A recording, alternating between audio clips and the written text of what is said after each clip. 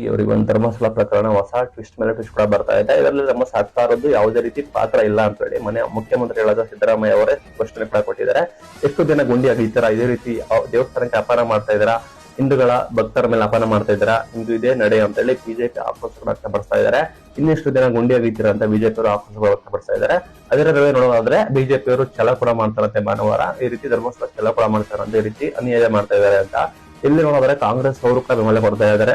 ಮಾಜಿ ಕೇಂದ್ರ ಸಚಿವರು ಜನಾರ್ದನ್ ಪೂಜಾರಿ ಆಗಿರ್ಬೋದು, ಕೆಲವರು ಕಾಂಗ್ರೆಸ್ ಶಾಸಕರು ಕೂಡ ಇದನ್ನ ವಿರೋಧ ಮಾಡ್ತಾ ಇದ್ದಾರೆ. ಈ ರೀತಿ ಹಿಂದೂಗಳ ಕಾರ್ಮಿಕತೆ ಧಕ್ಕೆ ತರ್ತಾ ಇದ್ದಾರೆ ಅಂತ ಮಧ್ಯಂತರ ವರದಿ ಕೂಡ ಕೇಳಬೇಕು, ಬರ್ಕೋಬೇಕು, ಮಧ್ಯಂತರ ವರದಿಯನ್ನು ಕೂಡ ನಮಗೆ ಬಹಿರಂಗ ಪಡಿಸಬೇಕು ಅಂತ ಹೇಳಿ ಬಿಜೆಪಿ ಅವರು ಹೇಳ್ತಾ ಇದ್ದಾರೆ. ಈಗ CLP ಸಭೆ ಮಾಡಿದ್ರು ಸಿಎಂ ಅವರು, ಅಲ್ಲಿ ಒಂದು ಸುಳಿವು ಕೊಟ್ಟಿದ್ದಾರೆ. ಈ ರೀತಿ ವರದಿ ನೋಡ್ಕೊಂಡು ಏನಾದ್ರು ಅಲ್ಲಿ ಏನಾದ್ರು ಇಂಪ್ರೂವ್ಮೆಂಟ್ ಆಗಿಲ್ಲ, ಅದ್ರ ಸಿಕ್ಕಿಲ್ಲ ಅಂದ್ರೆ ಅದರ ಸ್ಥಗಿತ ಮಾಡುವ ಸಾಧ್ಯತೆ ಇದೆ ಅಂತ ಹೇಳಿ ಸಿಎಂ ಅವರೇ ಸುಳಿವು ಕೊಟ್ಟಿದ್ದಾರೆ ಅಂತ ಹೇಳಿ ಪೇಪರ್ ಕೂಡ ಕೊಟ್ಟಿದ್ದಾರೆ. ಅದು ಸತ್ಯ ಸುಳ್ಳು ಗೊತ್ತಿಲ್ಲ, ಬಟ್ ಗೃಹ ಸಚಿವರು ಆಲ್ರೆಡಿ ಮಾಹಿತಿಯನ್ನು ಪಡೆದುಕೊಂಡಿದ್ದಾರೆ ಅಂತ ಹೇಳಿ ಇಷ್ಟಪಡ್ತೀನಿ.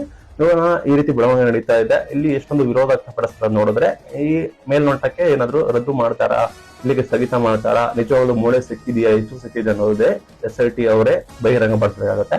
ಇದು ವಿಡಿಯೋ. Thank you.